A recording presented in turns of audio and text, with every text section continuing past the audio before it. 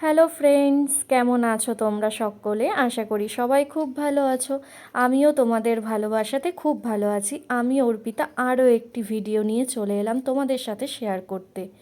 গত শনিবার দিন চলে গেছিলাম নন্দী হিলসের একটি ভিডিও তোমাদের সাথে শেয়ার করেছি, টিপু সুলতানের রেসিডেন্স।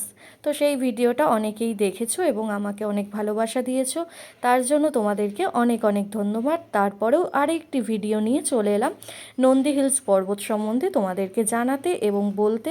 অবশ্যই আমাকে কমেন্ট করে জানাবে তোমাদের কেমন লাগলো আমার ভিডিওটি। তো চলো শুরু করি। নন্দী হিলস হচ্ছে কর্ণাটক বেঙ্গালুরু থেকে 60 কিলোমিটার দূরে অবস্থিত একটি মনোরম পাহাড় স্টেশন। এই পাহাড় প্রাচীন নন্দী মন্দির অবস্থিত। নন্দী হিলস একটি প্রাচীন পাহাড়ি স্থান যা গঙ্গা রাজবংশ দ্বারা নির্মিত হয়েছিল। নন্দী পাহাড়ের সবচেয়ে আকর্ষণীয় পর্যটকদের কাছে সূর্যোদয় ও সূর্যাস্তের দৃশ্য খুবই সুন্দর এবং খুব সুন্দর মনোরম পরিবেশ এবং মনোমুগ্ধকর দৃশ্য দেখা যায়, এবং যার মধ্যে রয়েছে সবুজ বন, মনোরম উপত্যকা। দর্শনার্থীরা এখানে ট্রেকিং, প্যারাগ্লাইডিং, বিভিন্ন ধরনের বহিরঙ্গন কার্যকলাপ উপভোগ করতে পারেন। এখানকার শীতল বায়ু, শান্ত পরিবেশ এবং মনোরম দৃশ্যের সাথে নন্দী পাহাড় হলো শহরের জীবনের কোলাহল থেকে নিখুঁত মুক্তির একটি জায়গা।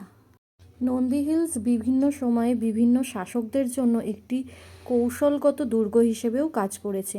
তাই এখানে পুরনো দুর্গ এবং স্থাপত্যের নিদর্শন রয়েছে, যেমন টিপু সুলতানের রেসিডেন্স। এটাও এখানে একটি ঐতিহাসিক হিসেবে গুরুত্বপূর্ণ জায়গা।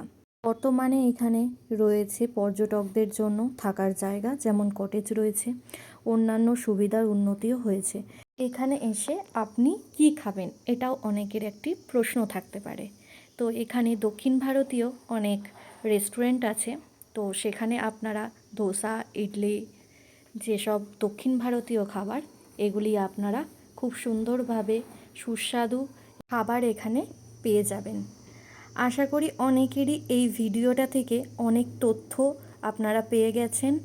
আরও তথ্য জানতে চাইলে আমাকে কমেন্ট করে জানাবেন, আমি অবশ্যই আপনাদের উত্তর দেব।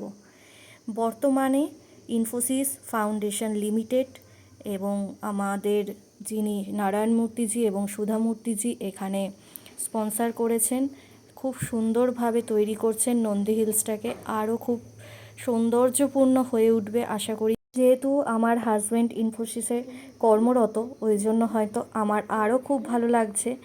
ভিডিওটির মাধ্যমে আমার জানা যতটুকু তথ্য ছিল আপনাদেরকে আমি শেয়ার করেছি। অবশ্যই কমেন্ট করে জানাবেন কেমন লাগলো। আমরা আর সানসেট দেখে আসতে পারিনি, ওয়েদার ছিল প্রচণ্ড মেঘলা, যখন তখন বৃষ্টি নেমে আসবে, এই কারণে আমরা বাড়ির দিকে রওনা দিয়ে দিয়েছিলাম। আর আমার ভিডিওটি কেমন লাগলো তোমরা কিন্তু কমেন্ট করে জানিও। বাই বাই, ভালো থেকো সকলে। আরও এরকম নতুন নতুন ভিডিও নিয়ে আসবো, আমি তোমাদের সাথে শেয়ার করব। সকলে ভালো থেকো।